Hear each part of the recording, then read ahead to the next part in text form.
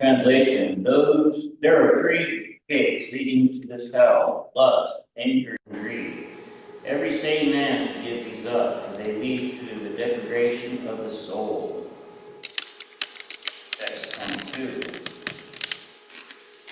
Ita Vinuttam Kunteya Samo Rasya Kritir Nara Acharyate Atmana Shreyas Satyayate Param Gatim. Translation: the man who has escaped these three gates of hell is someone who performed acts conducive to self-realization, and thus gradually attains the supreme destination. Final text, text 23. Yasastra vidam istraya vatate kamakarasa nasasidam avipan noti nasukam param gatim. But he who discards scriptural injunctions and acts according to his own whim attains neither perfection nor happiness, nor supreme destination. Returning to texts 11 through 12. We're on chapter 16. The divine and demoniac natures. Text 11. Translation and purport by His Divine Grace, A.C. Bhaktivedanta Swami Prabhupada. They believe that to gratify the senses unto the end of life is the prime necessity of human civilization. Thus there is no end to their anxiety. Being bound by hundreds and thousands of desires, by lust and anger, they secure money by illegal means for sense gratification. Purport. The demoniac accept that the enjoyment of the senses is the ultimate goal of life. And this concept they maintain until death. They do not believe in life after death, and they do not believe that one takes on different types of bodies according to one's karma or activities in this world. Their plans for life are never finished, and they go on preparing plan after plan, all which are never finished.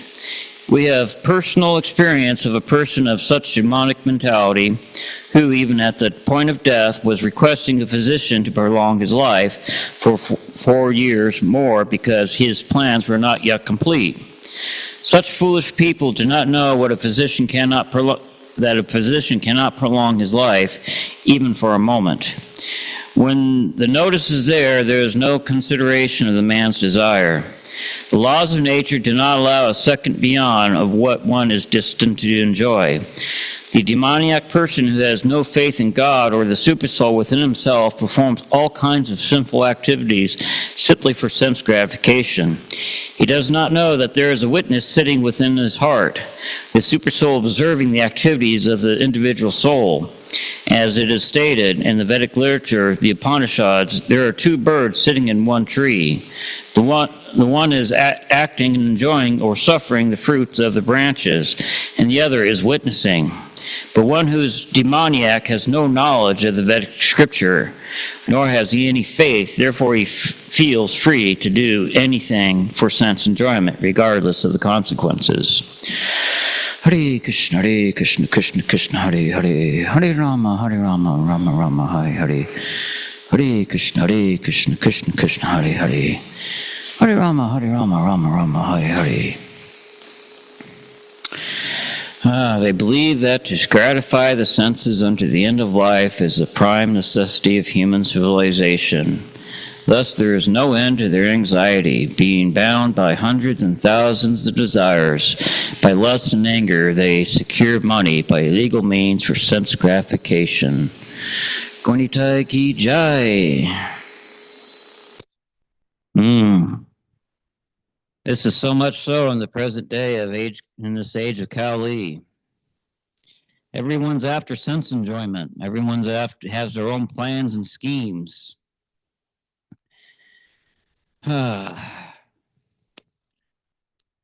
It just seems to be endless schemes for sense enjoyment.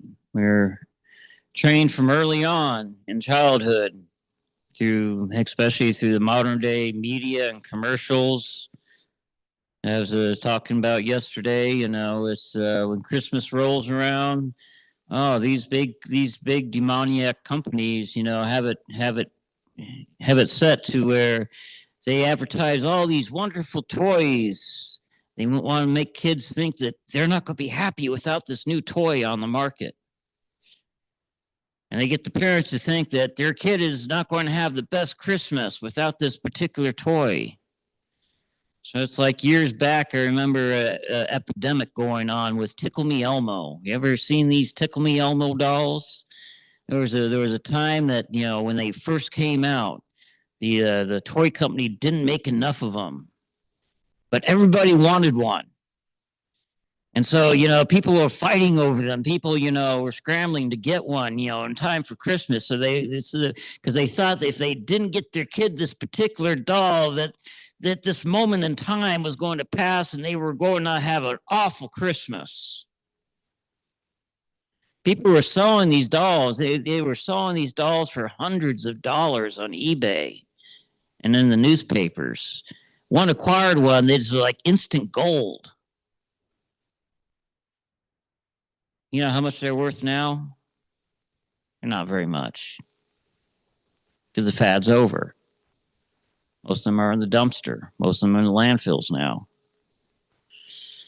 But that's this demoniac nature. Everybody's after things, and they're willing to scheme and do whatever it takes to fill that sense, what they think is going to gratify their senses, even how ridiculous things can get, such as a doll that laughs when you tickle it. People fought over that. People got into fights over that. Black Friday sales. People get into fights the day after Thanksgiving. Say, I got these big sales at these stores. Big lines that people line up ahead of time. And people get into fights. Yes. Black Friday sales? Tickle Me Elmo, gosh, that was a couple decades ago, I think.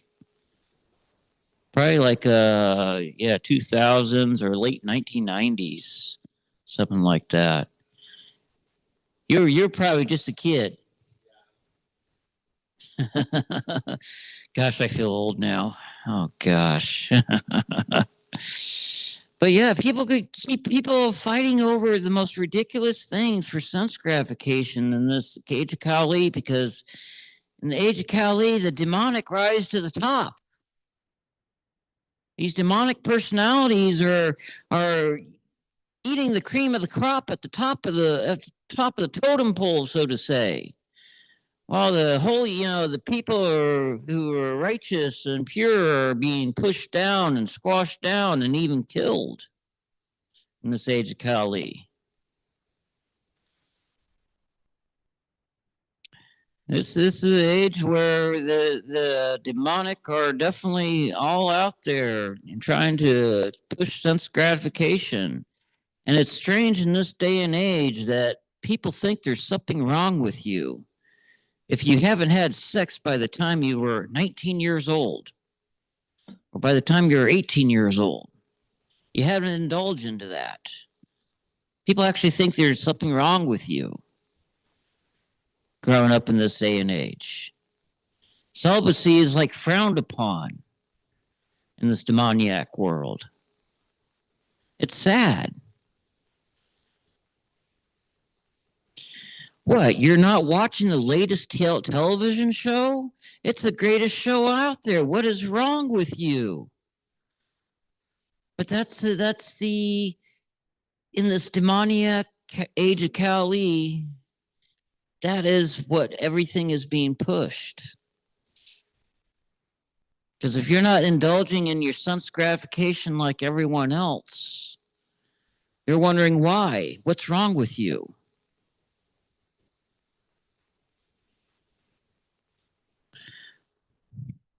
Move on to text 13 through 15. The demoniac person thinks, so much wealth do I have today, and I will gain more according to my scheme. So much is mine now, and I will increase in the future more and more. He is my enemy, and I have killed him, and my other enemy will also be killed. I am the Lord of everything. I am the enjoyer. I am perfect, powerful, and happy. I am the richest man surrounded by aristocratic relatives. There is none so powerful and happy as I am. I shall perform sacrifices. I shall give some charity, and thus I shall rejoice. In this way, such persons are deluded by ignorance. Text 16. Thus perplexed by various anxieties and bound by a network of illusions, one becomes too strongly attached to sense enjoyment and falls down into hell. Report. The demoniac man knows no limit to his desires to acquire money. That is unlimited. He only thinks how much assessment he has just now and schemes to engage that stock of wealth farther and farther. For that reason, he does not hesitate to act in any sinful way and so deals in the black market for legal gratification. He is enamored by the possession he has already, such as land, family, house, and bank balance, and he is always planning to improve them.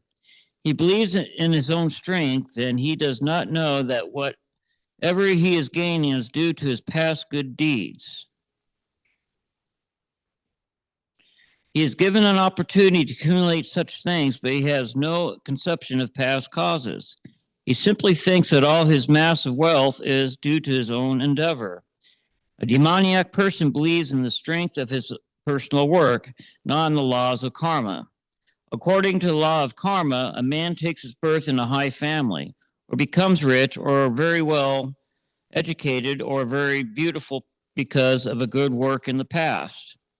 The demoniac thinks that all these things are accidental and due to the strength of his personal ability. He does not sense any arrangement behind all the varieties of people, beauty, and education. Anyone who comes into competition with such a demoniac man is his enemy. There are many demoniac people, and each is enemy to the others. This enmity becomes more and more deep between persons, then between families, then between societies, and at last between nations. Therefore, this is constant strife, war, and enmity all over the world. Each demoniac person thinks that he can live at the sacrifice of all others. Generally, a demoniac person thinks of himself as the supreme God, and a demoniac preacher tells his followers, "Why are you seeking God elsewhere? You are all yourselves God. Whatever you like, you can do. Don't believe in God. Throw away God. God is dead." These are the demoniac preachings. Although a demoniac person sees others equally rich and influential, or even more so, he thinks that no one is richer than him and no one is more influential than him. As far as a promotion to higher planetary system is concerned, he does not believe in performing yajnas or sacrifices. Demons think that they will manufacture their own process of yajna and prepare some machine by which they will be able to reach any higher planet. The best example of such a demonic man was Ravana. He offered a program to the people by which he would prepare a staircase so that anyone could reach the heavenly planets without performing sacrifices, such as are prescribed in the Vedas. Similarly, in the present age, such demoniac men are striving to reach higher planetary systems by mechanical arrangements. These examples of bewilderment, the result is that without their knowledge, they are gliding toward hell.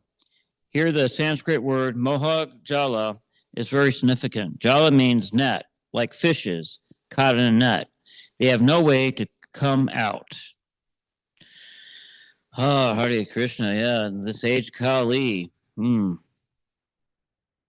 This is a very dark age indeed. This is where all the demoniac persons that are, rising up. All these schemes that they create. Walt Disney is frozen somewhere because he was convinced that someone convinced him that you pay this money, we'll freeze you, and one day when science catches up, we'll bring you back to life. Yeah. But it's these are the schemes that they are involved in. There's actually companies out there that if you pay them a big sum of money, they'll freeze you when you die, and in the promise that they'll bring you back to life later on when the science catches up. Well, I'm starting my own company where we cremate you, and I promise you sometime in the future, if you give me a whole lot of money, we'll bring you back to life when the science catches up. We'll bring your ashes back to life. So if you send me your money now, I'll make sure this all gets arranged. So far I haven't had any takers yet. I just don't know why, but I'm pretty sure I could sell it. Oh yeah, post-dated checks. Yeah, I can't send post-dated checks for that. But it's crazy in this. I'm pretty sure that you could probably scam a rich person into believing that you can give them the name of their next birth so they can open a savings account for their next birth. In this age of Kali, I wouldn't be surprised if there's some rich people that believe in reincarnation that are getting scammed by psychics or, fortune tellers saying that, yes, we'll give you the name of your next birth. So you can open a savings account so you can be rich again. Because there's all kinds of schemes. What was that? Would you have a comment?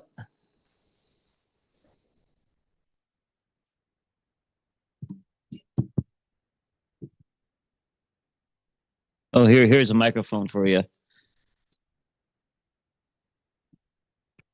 So for me, this kind of plays back into the vanity of eternity, the appearance of eternity. And I mean, obviously, we all know Krishna is eternity. Can't really buy or sell him. I am dealing with something. I had a friend in my last church, a leader that was extremely humble, very meek. Was one of the only people that really believed in the work that I was doing, gave me guidance. I truly believe Krishna spoke out of this man's mouth sometimes. And one of the reasons I was guided to leave that church was made very clear to me that if I died with my medical conditions, probably nobody would do this. And he was terminally ill for over a year. Somebody in the leadership of the church dropped him off in the hospital. And nobody bothered to notice instead. Right now, they don't know his body. So I'm dealing with that. And the biggest answer that I receive here is it's amazing because this all goes back to the demoniac stuff. Because demoniac is always connected to their appearance. The one question that was given me, or the one answer that was given to me, was that in the end of everything, when we stand before Christ, God, whatever we believe in, and we have to ask ourselves a question of judgment. And that question is, did we truly serve as virgins, Christ, Krishna, God? Or did we appear in the vanity of Christ, Krishna, God, to serve? Well, that's the thing. That's the thing with Christian consciousness, because we are learning how to become real servants, how to serve properly. You can't get back to heaven faking it. You can't get back to being in the presence of God and faking it. Krishna consciousness is all about learning how to become the servant. And this process that we have here is directed through higher authorities, through the spiritual master, and we have this param system that goes all the way back to Krishna. That's been handed down. And it's very important because, like in this day and age, in this age of Kali, when it sounds so simple to, just to love and serve God, with full devotion. But that word love, we don't know what love is. We know this perverted form of love that we're being taught in today's world. But how do you love God? How does one love God? How do you do it in love and devotion? And that is where the spiritual master is teaching us and how to serve God in love and devotion. Because it takes a realized soul to teach us. Because love is an overused word. It's way overused. I love my car. I love my house. I love my vacation. I love my job. I love my cat. I love my goldfish. I love this. I love that. It's such an overused word. I mean, look at how many songs are out there that use the word love. And so it sounds so simple just to surrender to God and serve him with love and devotion. But we are so far from actually knowing how to love that we're having to relearn how to do that. And to surrender oneself to God totally. That's something that we're having to learn too. Each and every one of us, I just hope to one day to be a good neophyte devotee, eventually maybe possibly a second class or third class devotee, you got first class and you got the pure devotees. It's where we live in such a degraded world where we're raised with such things to where we're envious of others when they're actually excelling and doing good in life. It's very hard in this age of Kali, because in this age of Kali, the demonic are rising to the top, and the righteous, those who are pure, those who are trying to do what God wants and trying to surrender to God, they're getting pushed down, even killed in this age. And the further we progress into this age, the worse it's going to get. This movement, this Hare Krishna movement, started by Lord Chaitanya. This golden age is supposed to last 10,000 years.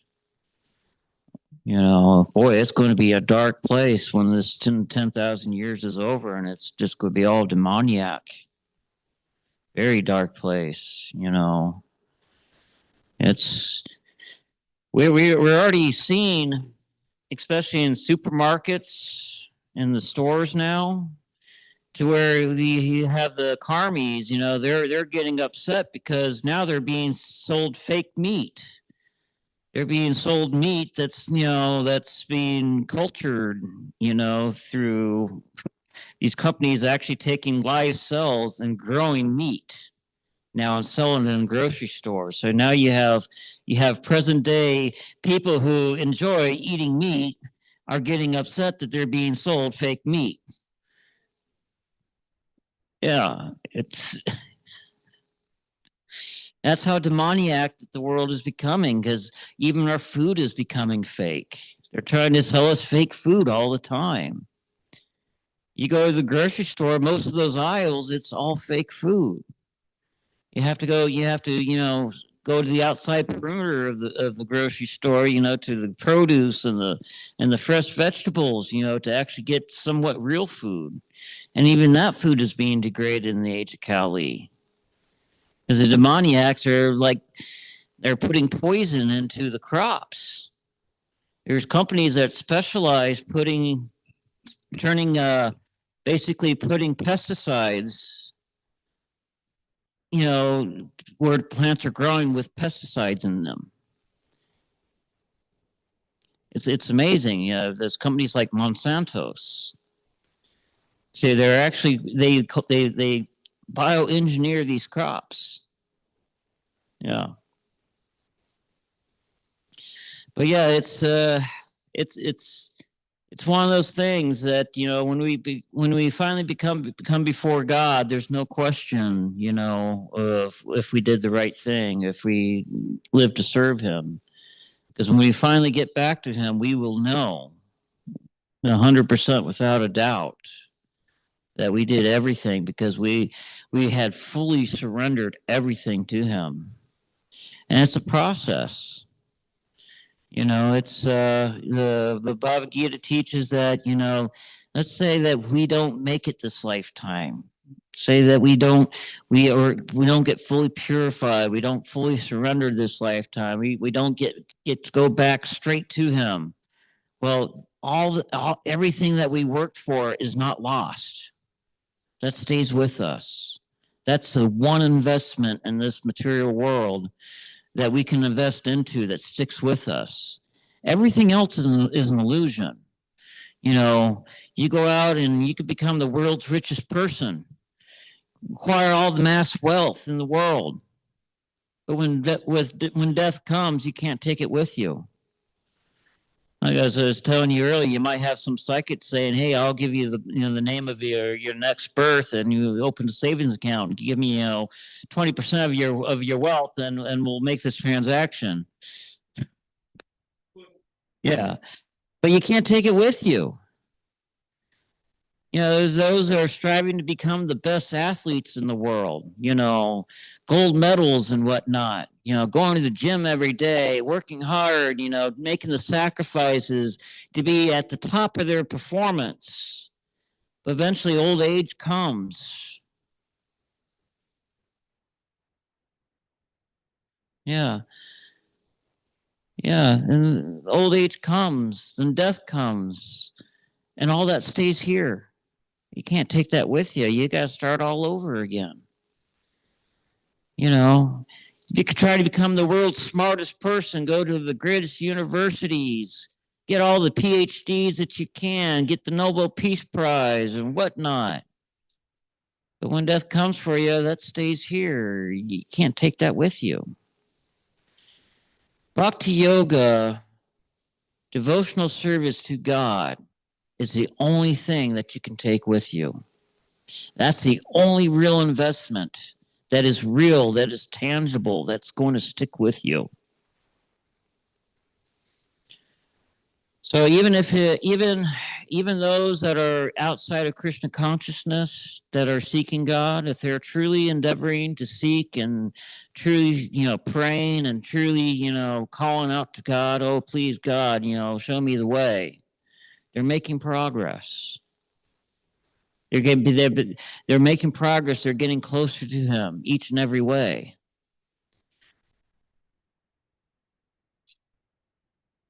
Yes. And, yes, Prabhu.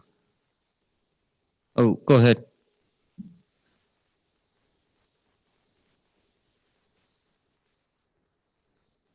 Thank you, Prabhu, for your explanations. This 16th chapter of Bhagavad Gita basically describes the essence of vanity. That's basically what we continue hearing about. Demoniac means vanity. Somebody who is misidentifying with the body. And that's the essence of vanity. is that somebody is thinking that I am the body. Rather, we are not the body, we are the soul.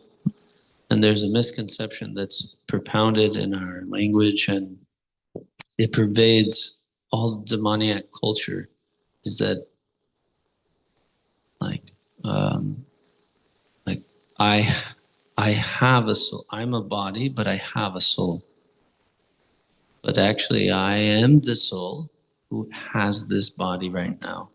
And I have a mind, and I have emotions or energies that are part of that are going with me. So the demoniac, as we read here, he thinks, I have gained so much by my endeavors, and I will kill my enemies. And Prabhupada is describing the essence is ahankara. He has this ahankara, this false ego that he, by his activities, kartaham iti manyate. Kartaham means karta refers to action. Aham means I. My actions. Kartaham iti manyate.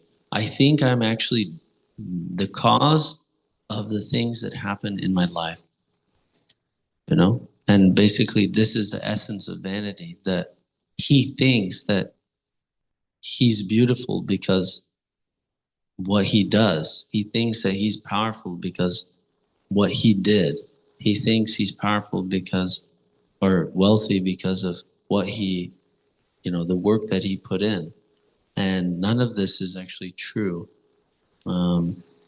This is actually the fallacy of materialistic life. And this is being sold wholesale on, all over YouTube, all over all the celebrities and the pop culture and everything. Everybody's saying, I'm a big baller. I put in the hard work and I get the results. See, look at my body. Look how beautiful I am. Look at my wealth. Look at my power. And the whole concept is that he thinks that it's him. And what happens is he just continues to the end of life thinking that it's his actions, right? And but then he's faced with old age, birth, disease, and death. And then he's thinking, wait, what did I do to deserve this? I didn't, I'm working so hard to maintain my youth, and now it's leaving me wholesale. And this is what it means, bewilderment. That means this, Prabhupada pointed out this word at the end, this net of illusion, moha jala, means they're caught in this net, and they leave their body being completely in anxiety because everything that they were so working hard for has to leave them, like you said. And so how do we break this chain for people? We have to help them become free from the bodily conception. And it's not possible to become free from the bodily conception of life without taking a bhakti yoga. And it's not possible to take the bhakti yoga until you become free from sin. So and vice versa. It's not possible to become free from sin until you take the bhakti yoga. Mm-hmm. Like in one sense, they happen simultaneously. Mm-hmm. So the concept that we give is immediately start chanting the Lord's name and taking prasadam. And then if they're sincere, they'll take to it and they'll start hearing from the pure devotees. And, this is what goes with us. So if we work hard to give everybody we meet the opportunity to chant Krishna's holy names, hear from the pure devotees of the Lord who are free from the bodily conception, who are free from vanity, and take Krishna prasadam, then they can actually give up sinful life, and then they can actually understand that they're not the body. As long as I'm killing all these animals and I think I'm a religious man, I'm going to hell. And my topics of God are all sentiment. Actually, I don't know what the heck I'm talking about because I'm killing all these animals and eating them just so I get some pleasure in my tongue. I'm not my tongue, So anyway, those are some thoughts. Yep. Yes. Of course, I have a better way. I got the secret mantra, okay? If you give me half your wealth, I'll give you the secret mantra, and it'll help you live forever. And if you ever die, I'll give you your money back.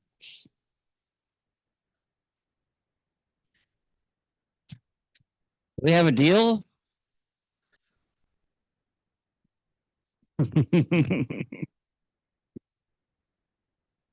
But yes, it's so important in this day and age. Is this divine and demoniac natures. You know, it's to remain in the divine nature. You know, you're going to get stepped on by the demoniac. You're going to be ridiculed, made fun of by the demoniac. You know, the demoniac just don't understand. You know, and that's this present day of age of Kali that we're in. So it's so important to take shelter of Krishna. I beg him every day, oh, please, Krishna, increase my desire for you. Oh, please, I want to desire you more than all these material things in this world. We're trying to transform our desires to desire God wholeheartedly, to love and serve him. Any last minute questions or comments before we wrap up class?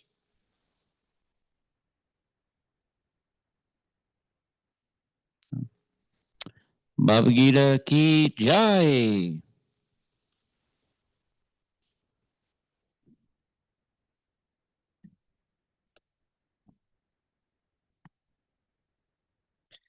Hare Krishna, Krishna Krishna, Hare Hare. But no, I got the secret mantra.